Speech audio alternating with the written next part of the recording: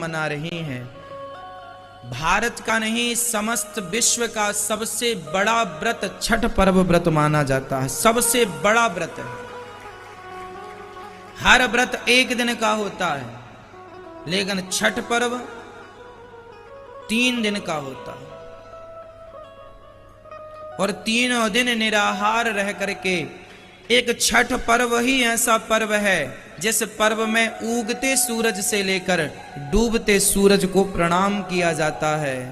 सूर्य भगवान की समस्त दिशाओं को अर्थात पूर्व से निकलकर जब वो पश्चिम में अस्त होते हैं तो मध्य सूर्य को, उगते सूर्य को, आखिरी डूबते सूर्य को प्रणाम किया जाता है।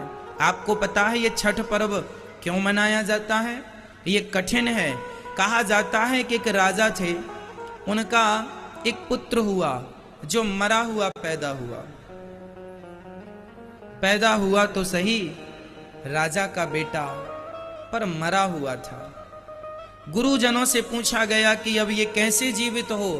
तब गुरुजी ने 3 दिन का व्रत बताया। यही कार्तिक का महीना था, यही शुक्ल पक्ष की षष्ठी थी, है ना। और कहा कि ये 3 दिन का व्रत कठोर है, यदि तुम श्रद्धा से करोगे तो छठी मैया की कृपा से आपको संतान की प्राप्ति होगी। पुत्र को वहीं सामने लिटाकर राजा रानी ने बड़ी श्रद्धा से छठी का पर्व पूरा किया। और सूर्य भगवान की आराधना इस व्रत में मानी जाती है। सूर्य आराधना की, जिसके कारण उनका 3 दिन में मरा हुआ पुत्र जीवित हो गया था। यह षष्ठी मैया की कृपा है। यह पुत्रों की दीर्घ आयु के लिए व्रत रखा जाता है। तब से यह व्रत किसके लिए रखा जाता है? पुत्रों की दीर्घ आयु के लिए, दीर्घ जीवी बने।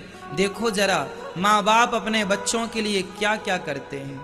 मेरा बेटा खूब लंबी आयु पाए, लेकिन माँ को कितना कष्ट होता है जब बेटे अपनी माँ को घर से निकाल देते हैं, अपमानित करते हैं। तो आप सभी भारतवासियों को, खासकर हमारे बिहार के भाइयों को, और जो भी इस व्रत को रखते हैं उन सभी भक्तों को हृदय से, आप सभी भक्तों को षष्ठी की, छठ पर्व की लाखों लाख शुभकामनाएं, लाखों लाख